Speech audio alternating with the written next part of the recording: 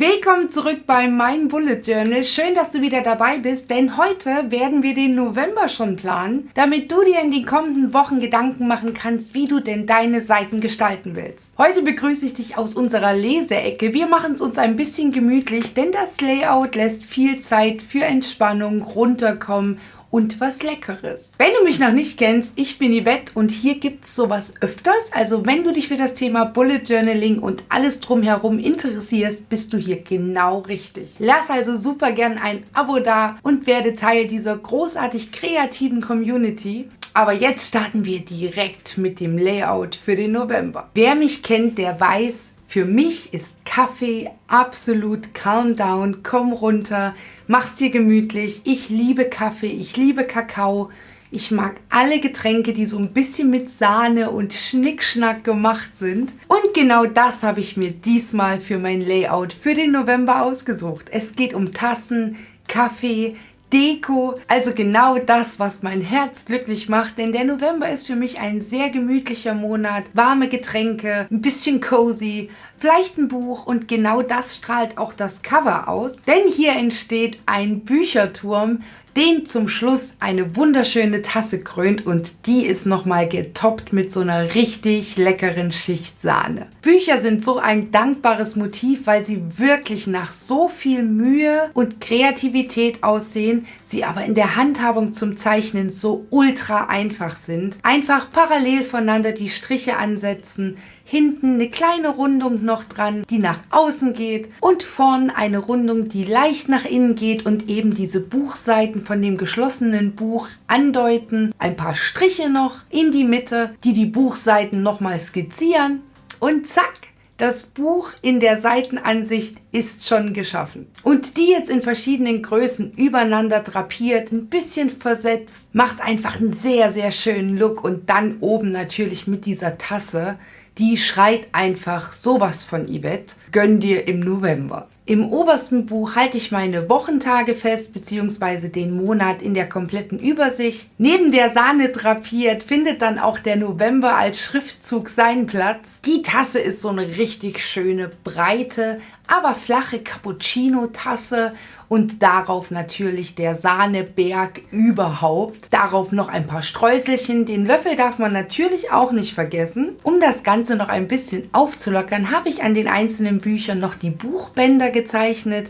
Einmal schauen sie bei dem Buch unten heraus und am obersten ist es wie nochmal eingeklappt und man sieht, eine Seite wurde mit dem Band markiert. Bei der farblichen Gestaltung bin ich komplett meiner Linie treu geblieben. Ich mag es, wenn die Motive komplett unterschiedlich sind, gerne auch das, was auf den Seiten passiert, aber wenn so die Farbabstimmung zumindest eine gewisse Zeit lang sehr, sehr stimmig zueinander ist, dann macht es einfach unfassbar viel Spaß umzublättern und das Ganze bekommt trotz seiner so verschiedenen Designs immer noch so einen roten Faden, da die Farbgebung sehr ähnlich bleibt. Wir kommen zu der Termine-Seite und da habe ich mich für diese Bubble-Schrift entschieden. Das ist einfach eine mit sehr viel Rundung, wie so ein aufgeblasener Ballon. Da kann man nicht wirklich viel falsch machen, einfach so ein bisschen dem Gefühl nach die Buchstaben anordnen. Ich habe mich dafür entschieden, einzelne Buchstaben nochmal ein bisschen zu dekorieren. An den Buchstaben herunter läuft ein bisschen Zuckerguss, um da auch wieder dieses Süße aufzugreifen. Das I habe ich einfach mal komplett ausgetauscht und es durch einen leckeren Kaffee mit Sahnehaube in einem Glasbecher mit Strohhalm ersetzt. Auch hier natürlich wieder die Streusel. Rechts und links habe ich noch ein paar Dots gesetzt, so kleine Tropfen, die geben dem Ganzen so das gewisse Etwas. Sehr typisch für mich ist, dass ich meine Terminseite in 2 Spalten aufteile. Dafür erstmal von 1 bis 30 alle Tage notiert und dann in der Hälfte der Seite die Aufteilung, dass ich meine Termine auf die eine Seite packen kann und die meiner Familie auf die andere. Wir kommen zum Mood Tracker und das ist dieses Mal meine absolute Lieblingsseite. Denn sind wir mal ehrlich, mit Tassen, Geschirr kann man sich einfach so unfassbar ausleben, weil es so viele Varianten davon gibt, wie man sie auch immer zeichnen möchte. Ich habe hier auf Regalbrett Blättern einfach wahnsinnig verschiedene Modelle von Tassen gezeichnet. Die Cappuccino-Tasse, dann der richtig schöne Kaffeebecher. Hängende Tassen habe ich noch drapiert. Aber auch als Deko einfach mal nur eine Teeschachtel, aus der so ein paar Beutelchen ragen. Oder auch Teller, die übereinander gestapelt sind. Oder ein Becher mit Löffeln. Eine Zuckerdose, eine Milchkanne. Bei dem Thema Geschirr und Tassen sind euch einfach keine Grenzen gesetzt. Zieht Striche, macht Punkte, macht große Kreise, was euch in den Sinn kommt an Gestaltung. Hier könnt ihr richtig durchdrehen. Ganz oben habe ich 4 gleiche Tassen angeordnet und denen auch schon eine gewisse Mimik zugeteilt. Die stehen nämlich dafür, wie ich meine Tassen im Mood Tracker den Monat ausfüllen werde. Grün wird einfach ein Tag sein, der richtig gut gelaufen ist. Orange wird eher so diese müde Phase symbolisieren. Dann haben wir noch Rosa, der sieht ein bisschen verbittert aus, also vielleicht gestresst, ein bisschen überfordert, eher sowas. Und Lila wird dafür stehen, wenn ich produktiv war oder auch eine Idee hatte. Irgendwas, was mich ein bisschen weitergebracht hat. Und das Tolle an Tassen ist, denn sind wir mal ehrlich, nicht jeder Tag hat nur eine Stimmung. Ich kann mir in meinen Tassen vielleicht 2 oder 3 Farben schnappen, um einfach zu zeigen, aha, vielleicht war ich morgens eher müde, dann gegen Mittag ein bisschen gereizt und vielleicht abends dann richtig gut drauf. So hat meine Tasse schon 3 Farben und ich kann sehen, wie über den Tag verteilt meine Stimmung so war. Auf der nächsten Seite ist typisch für mich die Gedankenseite. Wer mich kennt, weiß, wie wichtig diese Seite für mich ist, um mich neu zu sortieren, mir den Ballast von der Seele zu schreiben und zu schauen, welche Gedanken sind wirklich weiter zu verfolgen. Die setze ich mir dann in die kommenden Wochen als To-Do, Aufgabe oder gestalte eine komplette Projektseite für die To-Dos. Kann aber auch hier absolut aussortieren, was totaler Mist ist. Hauptsache erstmal von der Seele geschrieben, denn das befreit unheimlich. Ganz viele Tassen habe ich hier drapiert, die sozusagen herumschwirren.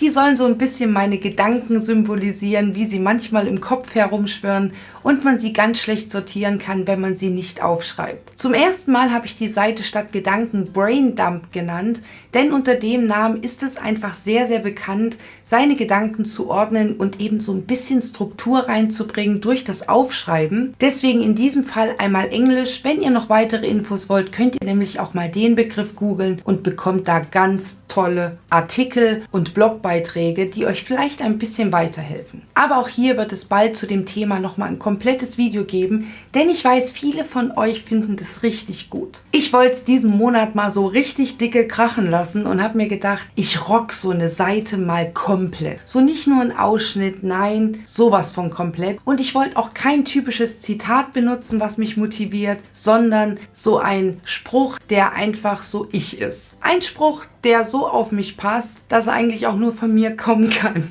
Deswegen steht auch hier, ist ganz einfach, ohne Kaffee, ohne Milch und dann eben mit meinen Ergänzungen und bitte noch ganz viel Milch. Die Sahne bitte nicht vergessen. Karamellsoße darf nie fehlen. Bitte mit bunten Streuseln und Strohhalm. Ich sagte doch.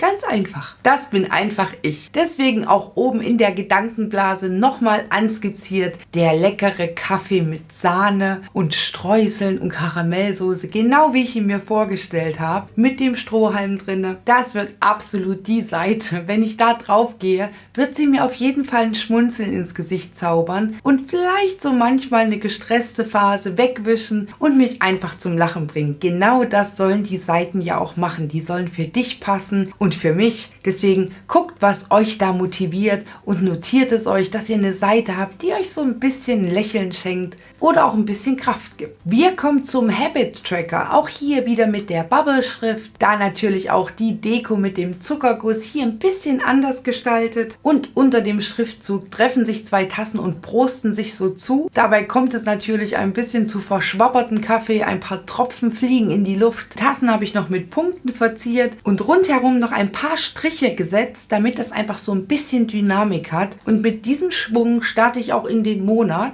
und möchte meine Aufgaben tracken. Ganz bewährt hat sich für mich diese Form der Tabelle. Ich ziehe mir in der Mitte einfach die Tage einmal runter, von 1 bis 30 hier in dem Fall, lege mein Buch dann einmal verquer und fange an, erstmal meine persönlichen Gewohnheiten oder Aktivitäten aufzuschreiben, die ich gerne getrackt haben möchte. Lesen, Hörbuch, Zeichnen, Freunde, Bierzeit, jetzt auch mit meinem Mann, Ausruhen, aber auch Sachen wie Haushalt und Office, Akten sortieren, werde ich diesen Monat tracken. Auf der anderen Seite notiere ich mir alle Sachen, die mit meinem Job zu tun haben, ob das Recherche, die Website, die Social Media Accounts oder eben mein großes Projekt ist, was Ende des Monats launchen wird. Es wird auf jeden Fall alles getrackt. Der November startet mit dem Freitag. Das heißt, ich hatte absolut Zeit, hier noch ein bisschen Deko anzubringen. Die Wochentage selbst wird eine hängende Tasse zieren, wie wir sie auch schon im Mood-Tracker hatten. Hier werde ich über den Monat verteilt ganz verschiedene Tassen benutzen. Die Seite werde ich mir durch 4 Fenster aufteilen, weil ich gemerkt habe, dass ich schon mehr Platz brauche. Ich habe mir nämlich angewöhnt, meine To-Dos, meine Aufgaben wirklich alle aufzuschreiben. Ich halte mich kurz, schreibe sehr, sehr wenig, schön knackig, aber ich schreibe sehr, sehr detailliert auf, was ich am Tag gemacht habe oder zu tun habe, um am Ende des Tages auch zu sehen, wow, war ja doch viel, gut gemacht. Oder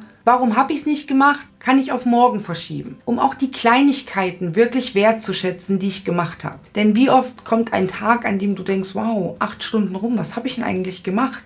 Wenn du dir aber mal bewusst machst, was du gemacht hast, denkst du dir auf einmal, wow, das war doch ganz schön viel. Hier wieder motivierend für mich erstmal den Kaffee. Auf dem Tablett drapiere ich richtig schön verschiedene Kaffeetassen mit Kaffeeduft und Sahne und ein paar Herzchen herumschwirrend. Beim Kaffee musste ich ein paar Mal noch nachbessern. Mir hat die Schrift nicht so gut gefallen. Also ihr seht, das passiert jedem. Einfach dranbleiben, noch ein bisschen was ändern, bis es einem gefällt. Und auf der nächsten Seite setze ich mir gleich zu Anfangs eine Kaffeetasse und eine Kaffeekanne gemeinsam mit einer Vase in die Mitte des Bildes, um hier schon meine Deko zu haben. Von dort aus teile ich mir meine Seite dann wieder in 4 Kästchen auf, was nicht immer so einfach ist, da die Seiten hier bei mir im Bullet Journal bzw. die Kästchen im Bullet Journal leider keine 0,5 cm Abstand haben. Das bedeutet, ich muss das immer zählen. Das werde ich auf jeden Fall für den Kauf meines nächsten Bullet Journals beachten. 2020 ist ja nicht mehr weit. Ich freue mich jetzt schon auf die Benutzung dieser Seiten und kann es kaum erwarten, dass der November startet. Und hoffentlich hattet ihr ganz viel Freude beim Zuschauen. Ich würde sagen, wir sehen uns im nächsten Video wieder. Bis dahin, bleib organisiert. Ich bleib's auch. Tschüss.